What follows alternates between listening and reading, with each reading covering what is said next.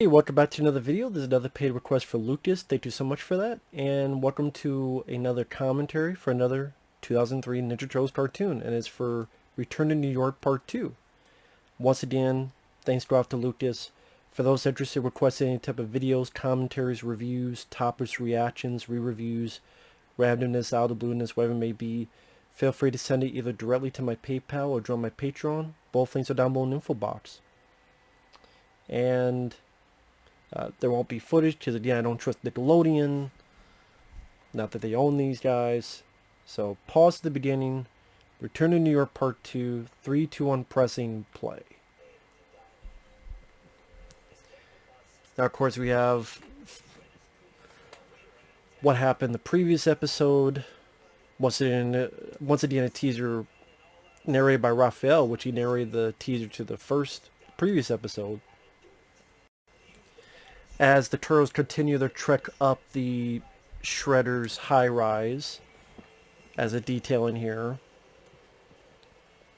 Next, this would be the episode where they deal with the weird mutations that kind of look like Shredder, as well as the Mystics.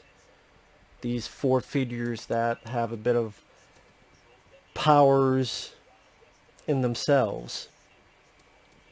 This is also the episode where Splinter definitely gets his moment to shine, where he saves his four sons. But there's also a bit of that with the plot, because he has to use the sword with his bare hands, and with that specific sword you need a certain glove, otherwise your hands get fucking burned. So by doing that among other stuff, he gets heavily injured, which will lead to him being injured for the final battle. Because you're thinking, well, why would Splinter not deal in the final battle as it did Shredder? Well, you have to injure him. How do you injure him? You injure him by saving his family, so her hands are all fucked up. But then he'll disappear, and now go into the search for Splinter. One or two episodes after, which will then lead into the origin of the ooze and the actual secret of the ooze that should have been done in the second live-action film. Which I love Secret of the Ooze, but you don't really get the secret of the ooze. It's like a weird title because there's a secret of the ooze, but you never find out what the secret is. It's like, we could tell you the secret, but not today. It's like, well, then why do you call it Secret of the Ooze?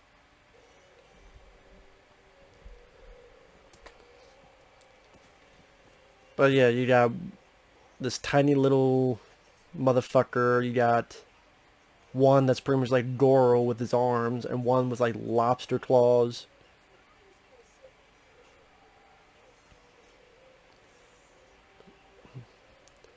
Then this little munchkin. Definitely got more of the agility though.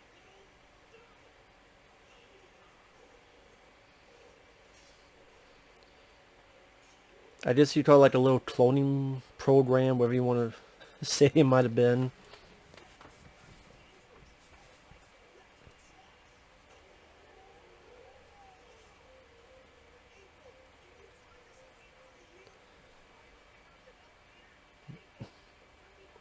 Yeah, you just tell Casey Jones, like, why the fuck am I not in there? He's geared up. He's got his hockey sticks and all behind him.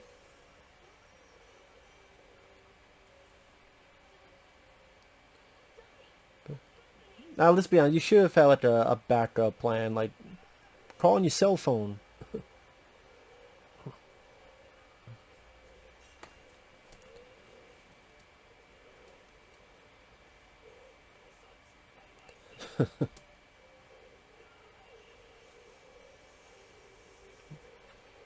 Shot the shit out of him.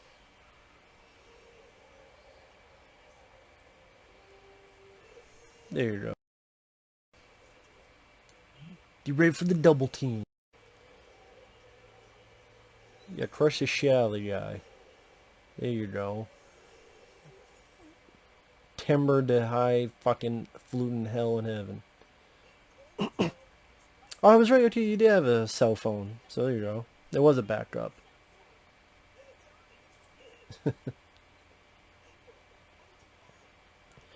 Damn, he's got one of those in each of the cell phones. I didn't Donnie Donnie thinks ahead.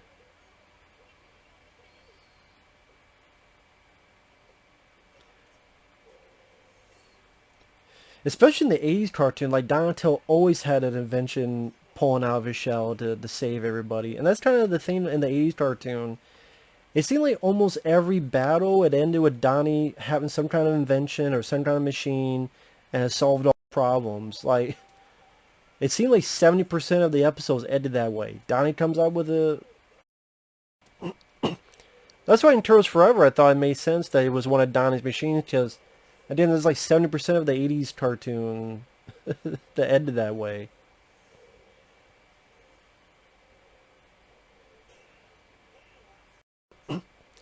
Then Raph have a little bit protective angle and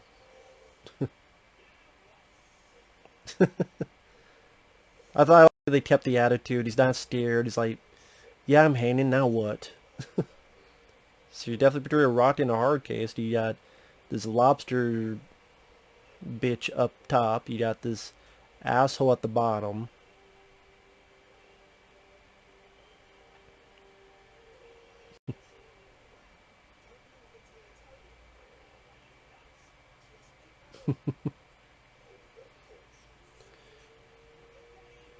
And it does show Raph trusts Leo. Psych. There you go.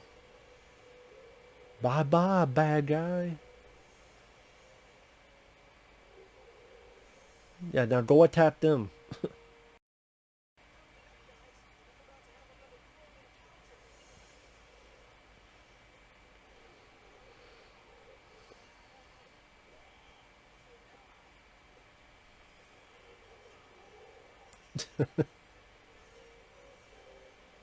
See, Mikey, you spoke too soon. You need to shut up about that. That's some pretty damn good jumping, though, to go that fucking far.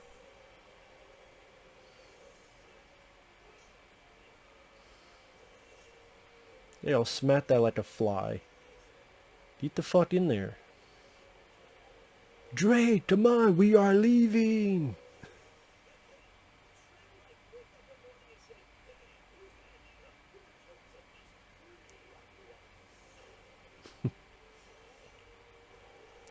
And what is this, Terminator 2? See, you need a shotgun, just blast it in the face. Oh, that could work. Yeah, shot the shit out of him.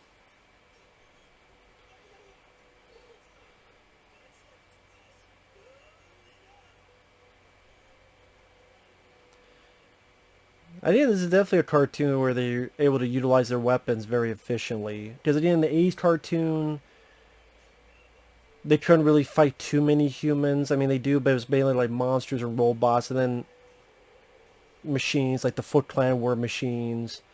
And then, okay, we can't use weapons too much. Then it's like, okay, we use manhole covers. Or if they use weapons to cut something, again, they just can't use as much. I mean, that's the thing. You got swords and sais and nunchucks. They're designed for specific reasons. But because it's a cartoon, you can't use it for those specific reasons. But I do think this works a bit better around it compared to the 80s cartoon.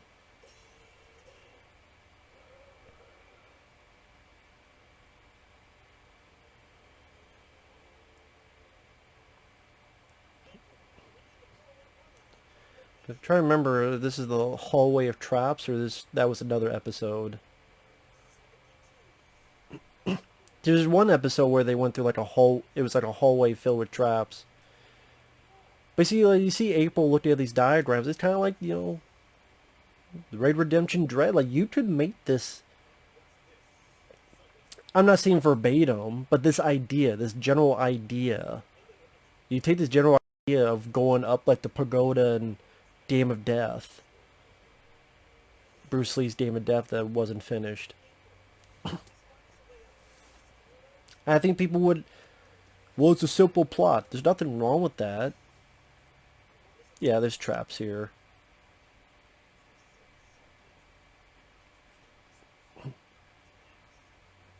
Yeah. So this is the bit here.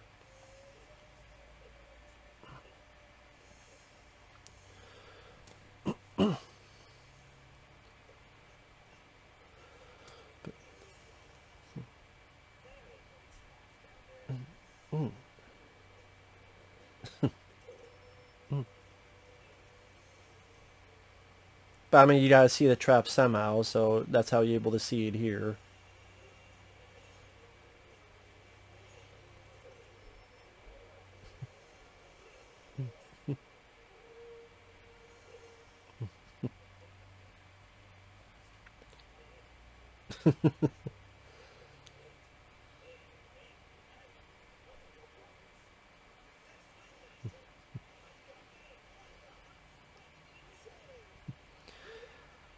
I don't know what that made me think of the way Mikey's behaving. If you remember the G.I. Joe cartoon movie,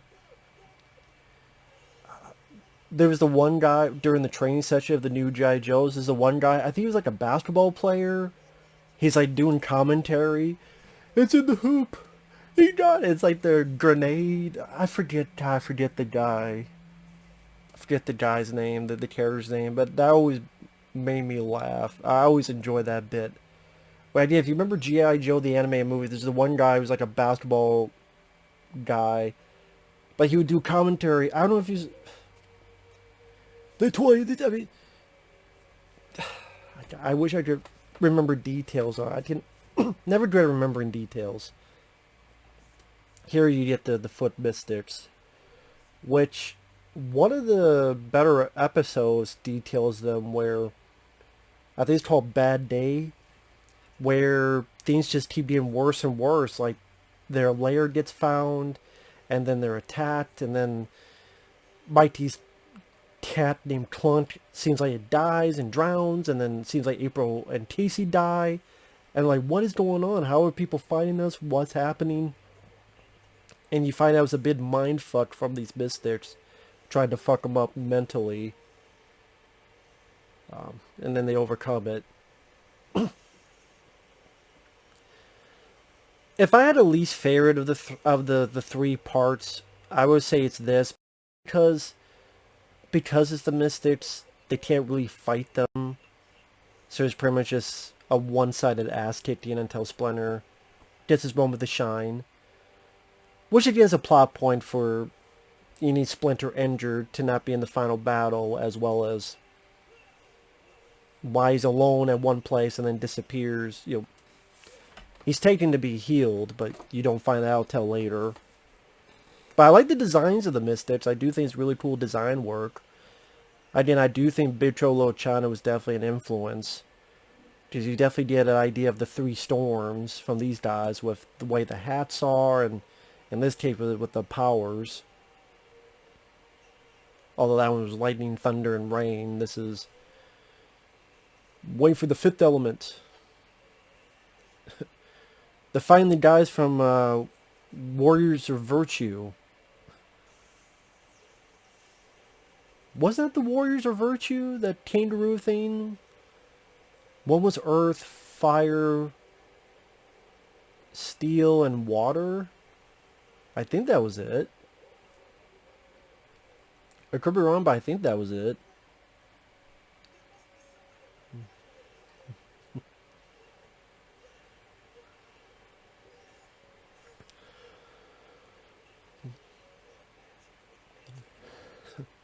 Fight fire with fire, fight magic with magic. I like the detail there, like you see the smoke, so his fur is simmering, because you're supposed to use this here.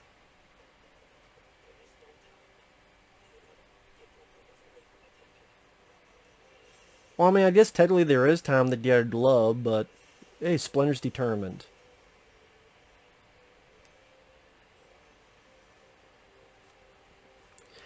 And that's also a thing, like when Splinter had a picture for quite a while, because again, it's to search for Splinter in 2 episodes, and then he's gone for a while. If you're not going to see him for a while, give him a nice last grand moment until we see him again, at least more prominently. So that's why it doesn't bother me too much.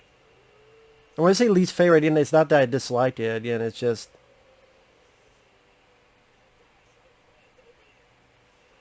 I just with the when it deals with Ninja Turtles, the magic stuff was never the most interesting when they merged.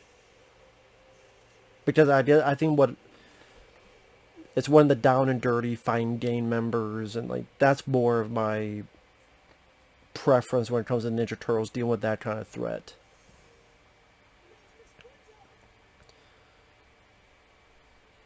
So then you gotta have him injured a bit, so he's not gonna be in the final battle. But I already said that.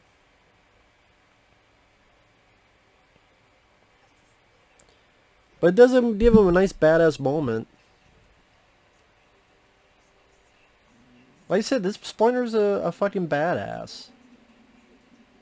I mean, I would say if okay, my favorite Splinter for nostalgia reasons is probably the 1990 movie. But if you want to ask me what's the most badass Splinter, I always thought it was this one.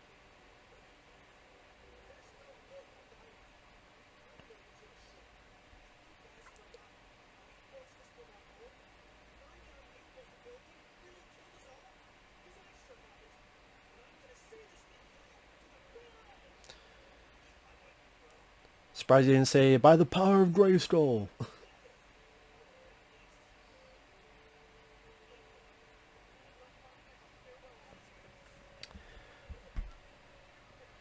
And we got like 5 minutes left for this one, so until we get to the final part. And that's what I liked about this show as well. Among many, I was like, yeah, I like the animation, the voices, the action-driven narrative. Uh, it is a cartoon, but there are nice little character moments that bring a little bit of emotion to it, which is nice. As an adult, I don't feel cringe-worthy watching the show. I do think it's a pretty well done show for what it is, with the limitations of being a cartoon. Like, there's a nice moment where he's proud of his sons. That'd be a nice fatherly moment. But I like that there's certain stories that they will take time to do 2, 3 part episodes. So if we don't want to rush it, give some breathing space. So it does seem like they go on this journey going up this thing. Just has lasted 3 episodes. I mean, again, we have these guys back. Speaking of Big Trouble in Little China.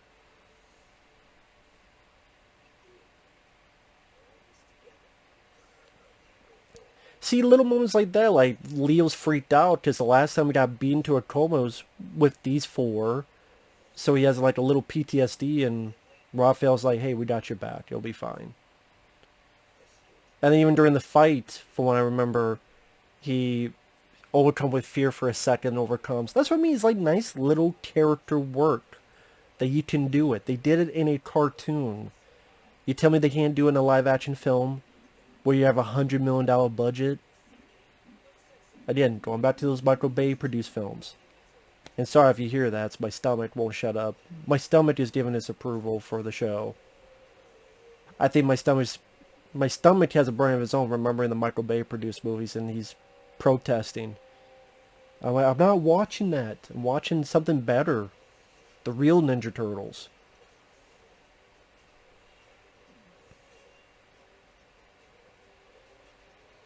You know, the turtles seem worthwhile, and they seem with merit, and give moments to shine.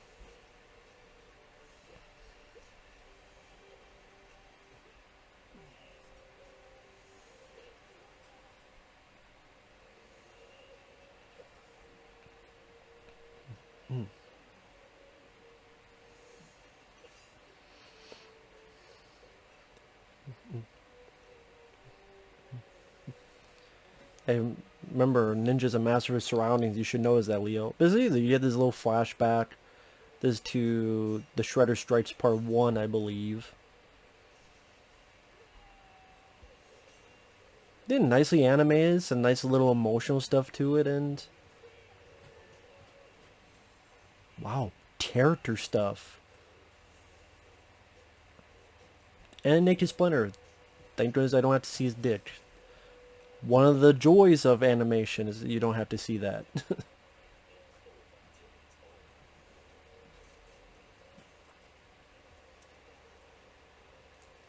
Splinter sound like Rocky Balboa. The nothing's over till it's over. What is that, from the 80s? I think that's from the 70s. And there's Baxter Stockman. There's Miles Dyson. I always thought like if Miles Dyson was evil and really wanted Skynet to take control, it'd be Baxter Stockman. And again, like you would see throughout the show, he would get more and more pieces of his body disappear, like lose an eye or be in a wheelchair. And so, he thinks his time to strike back. So that's another obstacle. You got to deal with Baxter Stockman and all this stuff, as well as the Shredder.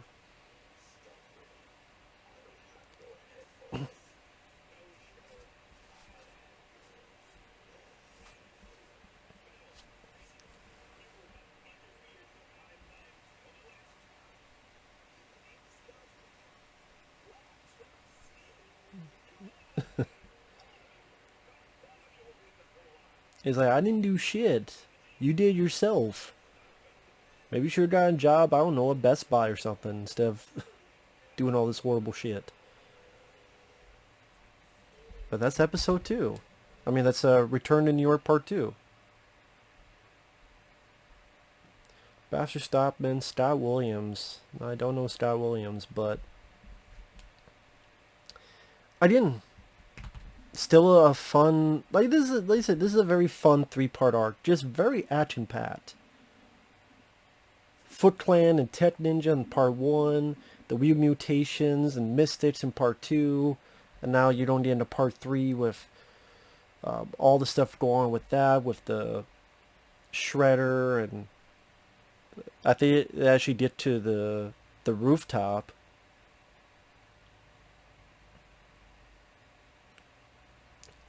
A lot of good satisfying moments throughout it.